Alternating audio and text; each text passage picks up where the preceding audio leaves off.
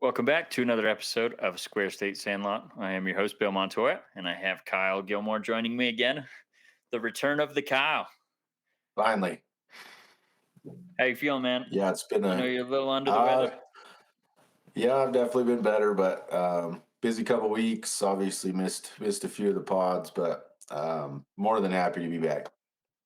Yeah, and you have a fun trip to unravel as well. But before we get into that, let's I just wanted to say that this is our Thanksgiving episode, as I will be traveling, and I'm not sure what you guys have planned, but I won't be around. So we wanted to get this one out here before Thanksgiving and all those games. But I did want to take the time to just say that I am super thankful for one, my family, our overall health in our family, and then the outlet that sports are in my life at least. Kyle, do you want to add anything to that?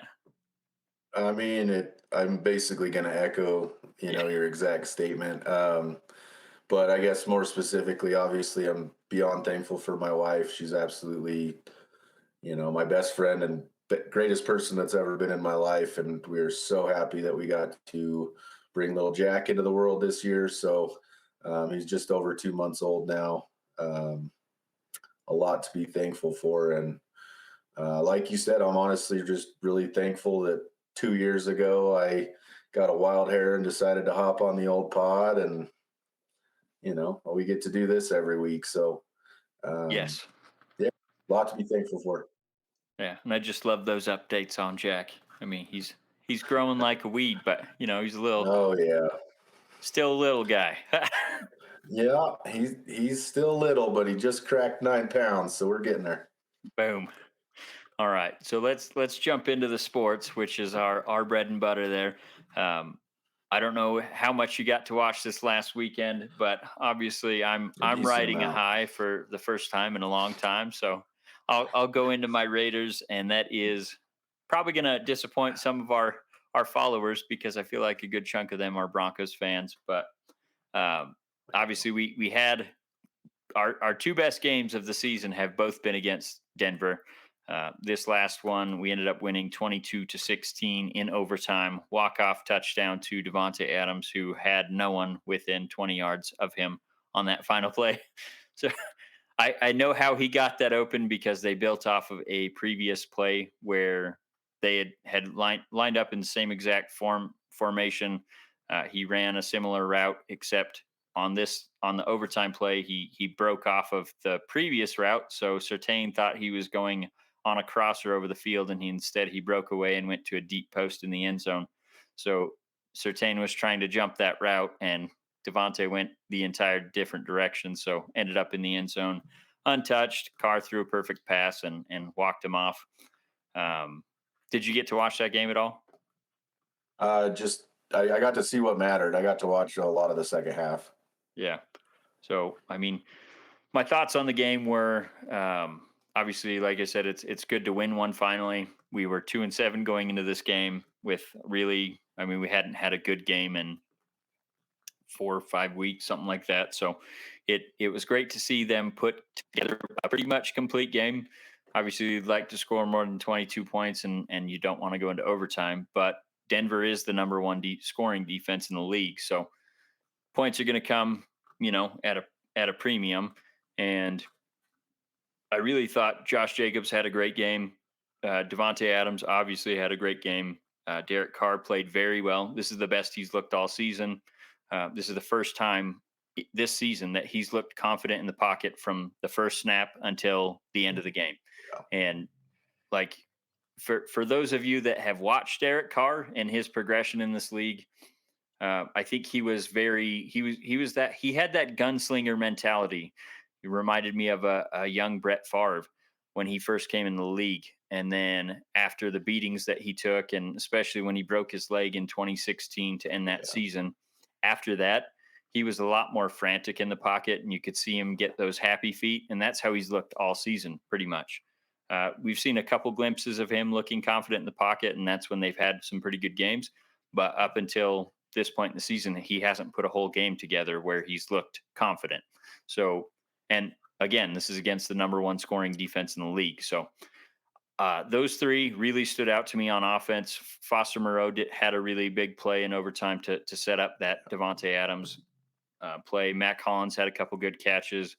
Um, Amir Abdullah had a couple good catches out of the backfield, but for the most part, it was that three-headed monster at the top.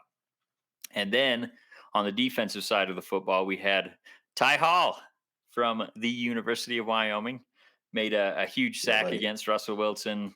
And it's funny because I saw that he got called up, but I didn't see what number he was wearing.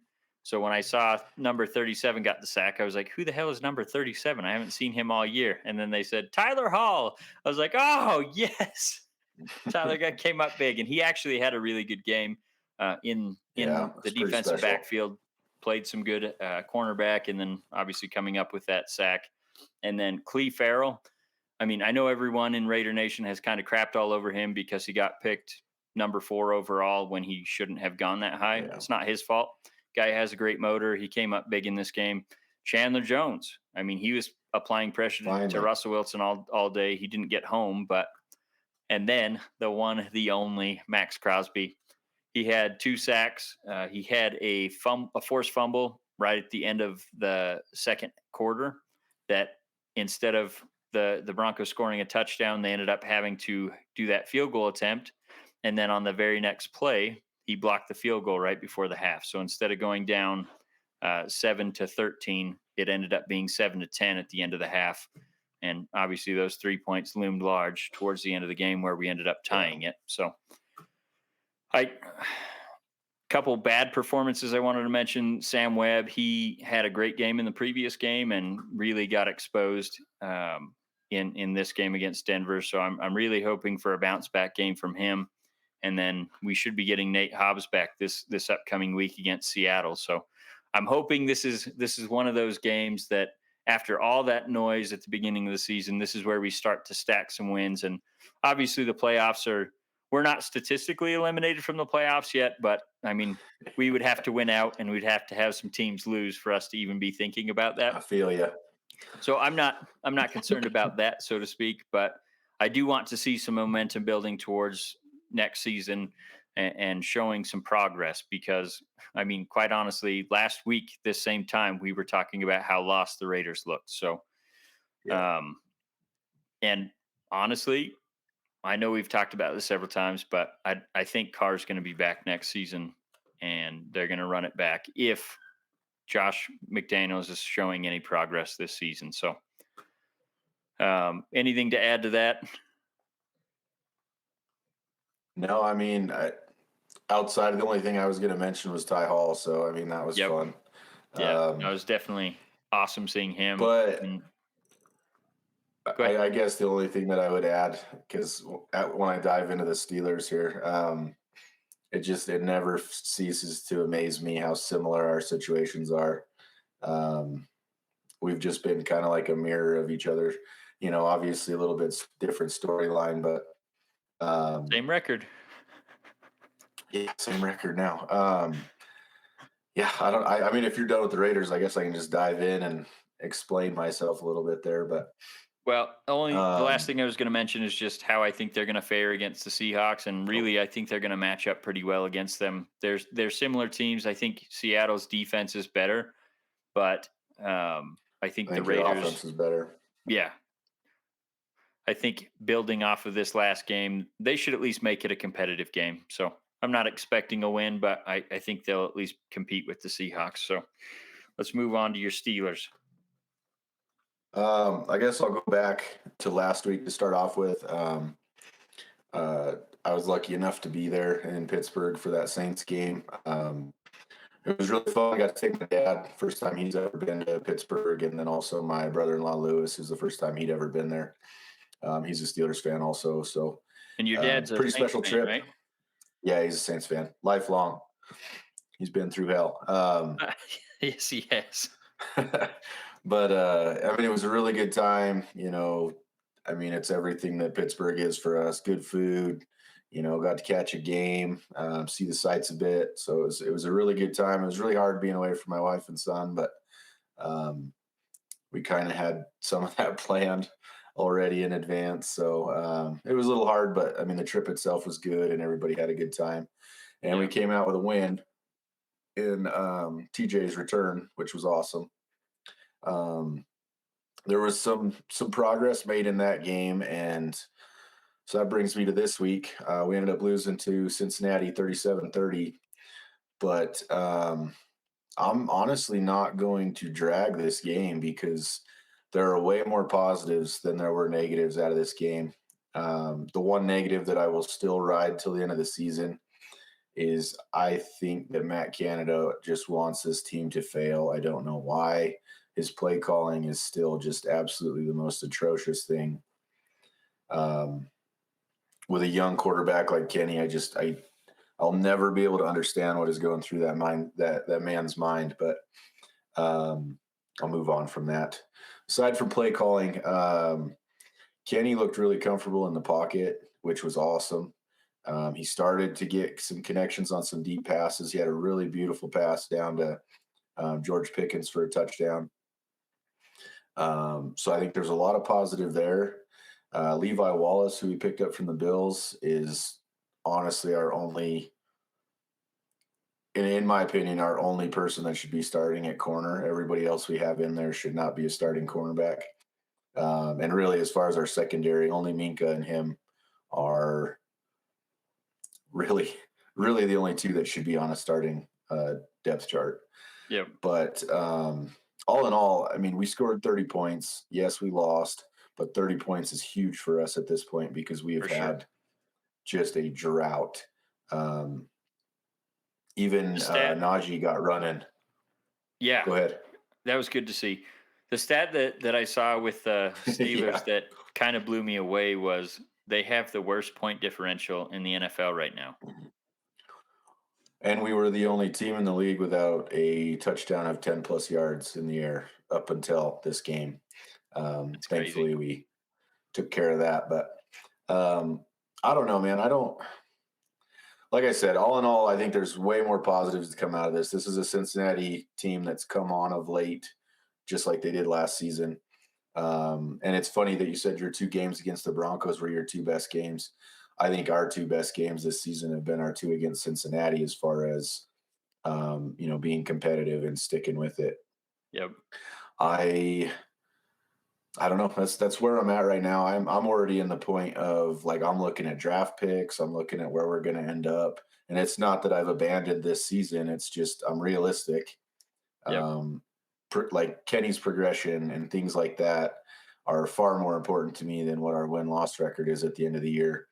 Yeah. Um, Basically, I want to hear a offensive tackle in first round called, and I would like a new offensive coordinator announced literally the second this season ends.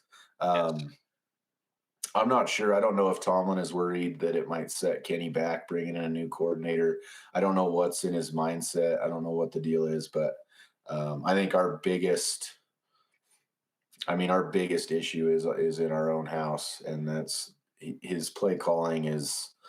I always joke and compare it to Bowl, but every single time, man, it's pass to the outside on first down, goes incomplete. We run it with Najee for half a yard, or we get pushed back, and it's third and long every time for Kenny, and then he's got to Yep. force it.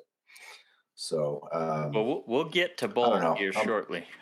Oh yeah, we'll get there, but all in all, like I said, I'm liking what I'm seeing. Our defensive line is actually really doing well with TJ, Alex Highsmith, and then obviously Cam Hayward, but Larry Ogunjobi that we picked up also in the offseason, he's really good next to Cam Hayward. So those four guys have been really awesome. And because outside of those four, we have a good line, and then those two defensive backs I mentioned. That's it. I don't really like our linebacking core across the board. I don't like my other safety, and I don't like the rest of my corners. So I'm hoping that's what we address, and that's where I'm at for the season. Just looking at what will look like next season. So I'm in a similar boat. Obviously, I'm still talking about I want to see them win, which yeah, ultimately hurts their draft position. But I feel like well, them building some momentum for next season is a lot more important than, securing a Yeah. high draft pick at this point because, like I said, I think they're going to run it back with Derek Carr. So I still think they'll draft a quarterback, but I don't think they're going to be in the top, five or wherever to get the top quarterbacks. Um, Plus, That was the I don't one know if you thing saw oh, go ahead. the guy from Tennessee tore his ACL in their Yeah. game. So he was the Yeah. one I was kind of keeping an eye on because he wasn't supposed to go top five, top 10. But he looks like a pretty intriguing prospect. Plus, can you imagine having another hooker in Las Vegas? Yeah. There we go. That Oh, was the one thing I forgot to mention too. I mean, as far as optimism for next season, I think we're sitting with the eighth pick right now because of the Chase Claypool trade. Chicago's not doing that great either, so we would have, I think, the eighth, the 34th, and the 38th pick. yeah. So, I You mean, guys could that gives definitely us build something. a real opportunity to change the team. Yeah. If you can hit on even two out of those three picks, Or you yeah, could do what the I don't know. Raiders We'll do see. and miss on every single one of them, except the running Yeah. back that you Hmm. probably could have got in the second round if you didn't get him in the first. But it's fine. Gee, dang it. We love Josh Jacobs, and I hope he sticks around. So Especially lately. yeah. Okay, so is that all you had with the Steelers? I think so.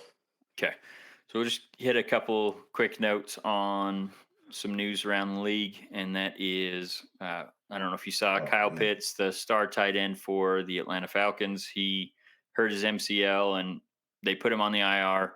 They said he may have a chance to come back for playoffs if they were to end up making the playoffs. And I think one move they did make that will at least enhance those playoff opportunities is they did sign Will Compton today, uh, playoff Willie, as he's known. So Oh, yeah. he's headed to Atlanta. Excited for him. Just kind of hoping the Raiders would bring him in when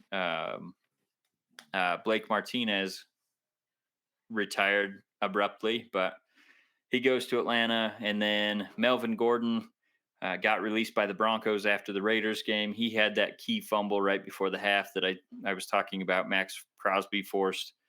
He's had a Yeah. ton of fumbling issues while he's been with the Broncos. So I think that was probably a good move for both parties because he wasn't getting a ton of playing time, and when he was No. getting on the field, he was fumbling. So then he'd piss off the coach, which obviously you got to hold on to the football, but when you're not getting many opportunities to run the rock, you can't really get in a rhythm either. So, like I said, I think probably both parties are at fault in that relationship, and I don't think Nathaniel Hackett's going to be there much longer anyway. So, No. um, what do you think about that situation? Do you think he makes it Oh, to the end of the man. season? Oh, I don't know. I almost want to lean towards no. I mean, if I The was only them, I reason would I want to say, start right now. yeah, the only reason I Start think changing. he'll probably stick around is because I feel like if they were going to fire him, it would have been after the Raiders game because that's their biggest rival. That's fair. Raiders have beat them 6 times in a row now. So, I just, I've, I can't remember the last time. I mean, to me, this is almost like the equivalent of like the Lakers of last year. They built this team that everybody expected to just dominate and just fell flat. yep. You had Russell Wilson come in, you had this new coaching staff that was, gonna work miracles. Even your players like Melvin Gordon, everybody thought had these high expectations.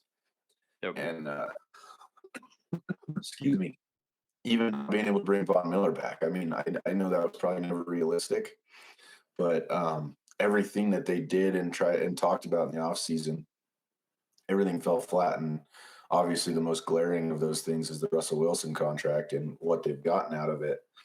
Um, but I don't know, man. I can't remember the last time I saw something like this in the NFL. Well, I think, It's yeah, pretty. once they hitched their saddle to the let's ride Russell Wilson. I don't think bringing Vaughn back was a possibility just because of that No, salary. no. But can you imagine, like, if this is the best Russell Wilson's going to play and they're tied to him for at least the next 3 seasons because of that dead cap hit? Yeah. Oof. I mean, Good time to be a Raiders fan. yeah, that's what I was thinking is like as I bad as mean, we have it with McDaniels at the helm right now. And like you said, I'm still hopeful he can turn it around, but I'd much rather be the Raiders than I would the Broncos tied to Russell Wilson. So if they were to cut him at the end of this season, it's like an $87 million dead caps well, hit and that's the crazy thing because if you take away the name and the contract, that quarterback gets cut for sure. probably already. I Yeah. mean, they've probably been benched. Um, it's just so funny how contracts and things like that, how much they really do impact what the product on the field. Yeah. Um, yeah, I don't know, man. I part of me really does feel for Broncos fans because holy cow, the optimism was so high, and just Oh, it really was. I I mean, mean, it's like the Hindenburg coming down, dude. It has just been awful, yeah. Okay. Well, and we'll that's jump coming from from a that. Steelers fan. Yeah. We'll jump from that struggling quarterback to another, and that is Zach Oh Wilson and the God. New York Jets. Did you see his press conference after the game? Unfortunately, Yeah. For I those that didn't see it, they ended up losing 3-10 against the Patriots. I want to say in the second half they were putting up 2.7 inches per play. The Jets were. if that. So after the game, he Zach Wilson was asked, "Do you feel like you let down the defense by only giving them 3 points?" And he immediately said no. No, And that's not going to sit well with a locker room, a veteran locker room. no. Um, but today, or maybe it was yesterday, the media asked and said, "Are you committed to Zach Wilson going forward to Robert Sala?" And he said, "At this point, everything's up in the air." So he's not giving his quarterback a vote of confidence.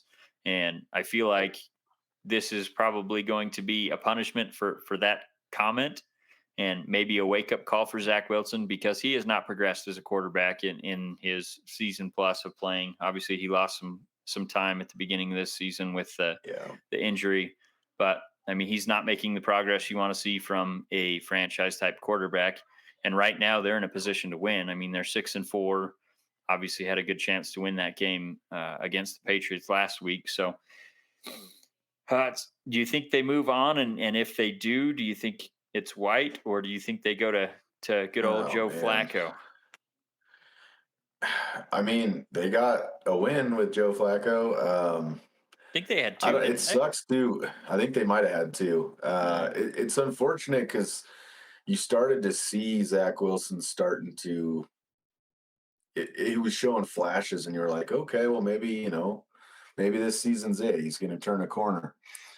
And at the very least, when you're a young quarterback, you at least have to have the right answers after the game. Like if you have a rough game, that's fine. You're looking to be the new leader of this team as the quarterback. You have got to have the right answers, and that was not it.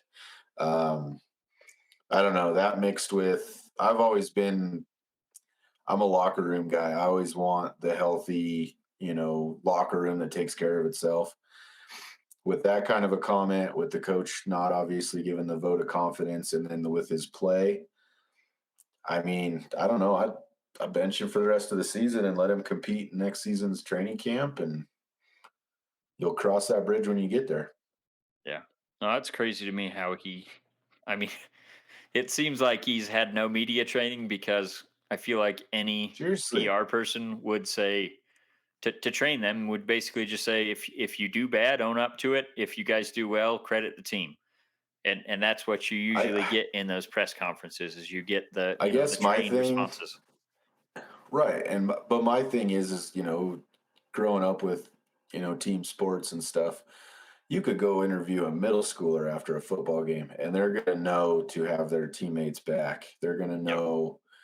I mean, this is absurd. This is a horrible, horrible PR issue, as far as I'm concerned. for sure. Um, I don't know. I would, if I was the coach, I would definitely be making an example out of him. Yeah, and I think I mean, Sauer it's not will. like you're losing out on the play.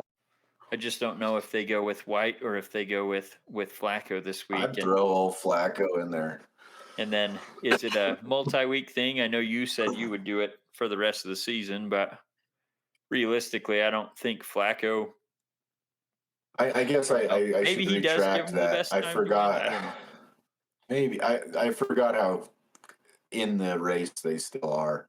Yeah, I I don't mean, think the season will end that way. I don't think they're still going to be in the AFC hunt, but no. um, The Patriots I guess defense has been carrying them in these games. I mean, it's I crazy. can't believe some of these games the Patriots have squeaked out. If It's they could just crazy. get Josh McDaniels back at offensive coordinator, they'd be a pretty good team this year. Oh boy, make them a deal. Oh You guys boy. need a washing machine or something? I think if they would just pick up the rest of his contract, Mark would probably be okay with that. But That's probably um, true. all right, so I think that's all I had NFL wise. I'm sure there's a couple things that are broke since I put these notes in there, but I think that's probably good for now. Um, let's move on to our Wyoming Cowboys, who are coming off that 20-17 loss against Boise State. I think most people and odds makers had Boise as pretty heavy favorites going into this game. So you feel like, before the game, if you say you're only going to lose by 3 and it's going to be competitive right until the end, you'd be happy with it. But seeing Absolutely how not. that game ended, it left me very frustrated. How did you feel about it? Um, so I mean, we were texting a little bit during the game. Yeah. The first half and especially the first quarter, I mean, it went exactly how we needed it to. Yep. I didn't expect it to go that well. It's also why I was as nervous as I was going into the second half. And man, I've never been so frustrated with a close game, I think, ever. Yeah. Part of it's because it's Boise State, and I just absolutely hate them. Um, I think and we're it's also one the in fact 17 that against them we, now. yep, we've only ever won once. Eh, the frustrating part is it was our game. We lost this game. They didn't win. Um, I really do feel that way. We gave this game away in the second half. I don't know. Oh man, I don't talking about the play calling again, but I don't understand what we were doing, especially late in the game. Um, it's like it's like we took our foot off the pedal. Like we had them on the ropes, and I think I don't know they if we got. I don't know. I think Boise State made halftime adjustments and kind of keyed in Well, on of what course, we were doing successfully, and Bull once again just pounded his head against the wall and hoped for the best. But outside of that 83-yard Titus Swen run, I mean, there was nothing to look at in the second half and say, yeah, we're going to win this game. Obviously, that one kind of shocked the hell out of me. I mean, at that point, I was like, I don't even need to watch the offense. I well, know we're just going to run 3 plays and punt. And the so I the missed the run first game half of in that run. general. Oh yeah, I was just gonna say the run game is probably the only thing that was not the only thing, but obviously it was the biggest gem from the game. Yep. Boise's run defense is unreal. I still don't know how we had the first half that we did. Yeah. Um, Well, our losing linemen were McNeely blocking possessed. Yeah, losing McNeely in that second half really hurt us because you had the whole thunder and lightning thing with McNeely being the fast one, and then obviously Titus Swen can just do everything. But I don't. DQ James must have been hurt because I didn't see him once in that game. I was wondering about that. Me Yeah. either. I I don't know what happened with that, but I mean I think we have the best three-person backfield in the nation at this point. I mean, obviously Titus Swen's a Pretty good. senior. McNeely's super fast. He's good out of the backfield catching the ball. So, and then DQ is averaging like, I don't know. I think last I saw he was averaging like 10 yards a carry. So that's pretty good. um, Well, I don't know. We were texting a lot during this game, especially talking about Clemens. yeah, Um, those throws are going to haunt me. I But don't. I guess that's the biggest thing that kills me is that's where we had the game won, is for even sure. connecting on one or two of those, especially that touchdown. Well, the Um, frustrating thing is he- you fault him because he kept throwing into double coverage, and that's why he had the three picks. Every single one of them was right into mhm. double coverage. Shouldn't have made the throw. But you also see on that one he threw to Cobbs, split the double coverage right into Cobb's hands, and Cobbs doesn't come up with it. And then number Yeah, 9, right before he got hurt, I forget his name. Um, he had another one that hit him in the hands that Clemens made a good throw. I mean, there were several it's dropped true. passes by tight ends, wide receivers. So I don't want to say that it's all on Clemens because his receivers weren't really doing him any No, it's favors. it's on the passing game in general, But I mean, and the especially coaching. It's that play at the end. I mean, first down, and he throws it into double coverage and gets picked off. Like if Bull holds true to what he does, okay. But let's go back a little bit. So fourth quarter, they just have to run the ball to bleed out the clock. Wyoming forces a fumble, recovers it. Defensive lineman takes it, picks it up, scoops it. I think he's going to score right at the end. He pulls up and gets caught from behind. I think they had it at the 7 yard line, right? Sounds about Yep. right. I want to say 8 yard line. So we know they're probably not gonna run it, just because the clock's against them. I think there was 40 seconds left at that point by the time they had blown it dead. So you still have some time to do some stuff over the middle of the field if you want to maybe try a run. But instead they call up a looked like four verticals essentially. Everyone just ran to the back of the end zone and he tried to thread it in there and gets picked off on first down. If you feel like if Bowl is going to go stubborn there, uh, he tries a draw play or something with Titus Swen to give him the opportunity to at least try to break The one before one they go time to I strictly want passing. Craig Bull to beat Craig Bull. Yep, and he doesn't. And he in his post game, well, I guess they do it the next day, but the in his press conference, he essentially said, if you have a problem with trying to go for the win there, then you're part of the problem. Essentially, you want me to be I aggressive, but love then when going I for the win. am, you get on me for being aggressive, and it's like, well, yeah, but at the same time, like you didn't have any business having a chance to tie it right there at the end, but you're already in field goal range. So at the very worst, Yep. you run two plays, spike it on third down, and then kick the field goal to take it to overtime. So you at least have a chance to win it. Instead, you just throw it right to the back of the end zone, get picked off, and the game's over. Right. So I'm all for being aggressive, but you also have to be smart.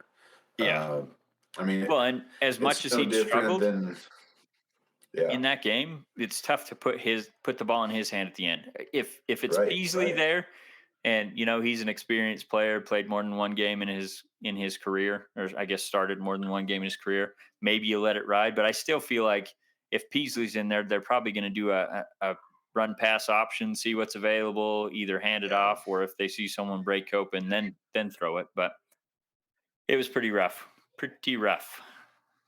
It was a horrible end to that game. So they won't win the Mountain or division. Thought they had a pretty good chance. Obviously, they win that game. They still have a tough game coming up against Fresno State. So there's a Yeah. pretty good chance they lose that one, and finish the season at. I think that would put them at 7-5, right? Yep. Yeah. So I mean, Yeah, because they still were a seven winning and three going record, into Boise. still bowl eligible. And if you tell us that at the beginning of the season, obviously we would take it. But the way that they Yeah. ripped off that stretch run in the middle there, and then just to fall down at the very end, it's kind of frustrating. So we'll see what happens with the bowl Agreed. game. I would love to go. I really wanted to go to that Boise State game, but we stopped flying to Laramie, so getting there's a real pain now. But um, Yeah. anything else football wise? I guess rather than just ending on a sour note, I do got to give the defense a lot of props. For sure. Um, they really played a hell of a game. Uh, I mean, even late into that game, they kept it was still winnable. They kept us in a position to where you know It's not the game I was expecting. I'll just say that the defense kept it obviously a 3-point finish, but I was really impressed with how they stacked up against that Boise offense. Yeah, they played out of their minds. I mean, if you would have told me before the game it was 20-17, I would have said Wyoming wins that game, but Yeah, just missed. So, moving on, got a couple notes about Wyoming basketball, and that's the men. They've started their season. They're 3-3. Uh, they're missing Graham Ike. The I mean, he was predicted to be in the conversations for yeah, Player of the Year at the end of the season. I think they said he's going to miss up to 2 months. So we may be looking at February before he even gets back, possibly. And then Maldonado got hurt against Boston College, so he missed most of that game. And Linder said, if you're missing the best two players on your team going up against an ACC opponent, you're probably not going to have much luck in that game. And he said, I don't want to say, we're looking for excuses or anything, but he said, when we get our players back, I think we're going to be a force to be reckoned with. And I absolutely agree with him. I mean, I think they're going to be in the conversation for winning this Mountain West Conference, and maybe even making a push in the tournament in March Madness. So I'm excited to watch them. I've only gotten to see two games so far. Have you got yeah. to I see any only of them? catch glimpses of them. Yeah. And then the females, the ladies, they just won their first game against Yes, they Denver did. a couple nights ago, and then they actually played earlier this afternoon, and they ended up winning that game as well. So they're currently sitting at 2-2. I wish I could watch them, but unfortunately, it doesn't seem They're like, hard to catch. yeah, Mountain West Conference basketball, especially on the ladies' side, is not shown very much. So just wanted to give them a quick shout out because we are following, although it may be from a distance. Absolutely. So, and then did you want to talk any about fantasy football? Just give a quick update on how the team's doing, or Um, sure. I'm having a horrible season, both are you? leagues. Yeah, I had some pretty bad luck with injuries. I mean, like one week I had literally every running back on my team didn't play that week. Um, I've been having to do a lot of crazy swapping, and then Yeah, honestly, just at home with the kiddo, I have not put my normal time into fantasy football that I usually do. But same. that's all right. My brother-in-laws are having a really good time with it, so I'm enjoying them having fun with it. So let's Yeah, just say my name is not going to be on the trophy. that's unfortunate. I'm trying to do my portion. Both game or One of both us has got to do it, I guess. both both leagues. I'm towards the top, so but I've been kind of in that same boat. Like I haven't been able to do the waivers as much as I normally do, just because like we're trying to move our kids. They're sharing a room right now. We're getting ready to move them into their own room, so we've been redecorating. Obviously, got Christmas stuff coming up. We're getting ready to Oh leave yeah, town tomorrow, so I've been packing and doing laundry and all that stuff. As you can see behind me, I've also rearranged. I can't even tell. There we go. Rearranged the office. Getting there. Still got to hang a couple bookshelves and things like that to get my memorabilia up there. But hell yeah. yeah, just making progress on a bunch of things, and it's all keeping me busy. On top of having three boys, so um, but I'm hoping end of the season my name's on that trophy. Well, it's waiting for you, Bill. It's Yeah, waiting for you. I'm sure hoping. But okay, anything else you wanted to bring up before we cut it loose? I did just want to say my Warriors are still struggling. I don't know if you want to do a quick Magic update or Sure. I mean, they're losing a lot of games. It's to be expected still, I think. But man, Suggs and Banchero. I mean, they just have some young guys that I mean, they're putting on a clinic, and not to beat up. I mean, it's been weeks now, but when we played your Golden State Warriors, Suggs was unreal against you guys. I think that's been his best. I think that's the best game he's had in his career so far. But I mean, he went toe to toe with all your top players. And, at the very least was on their level for that game. So, um, I mean, to win in the league, that's got to be sustainable over a whole season. But there's some really cool glimpses, like Banchero. I mean, he's putting up crazy points for a rookie. So it's nice to see.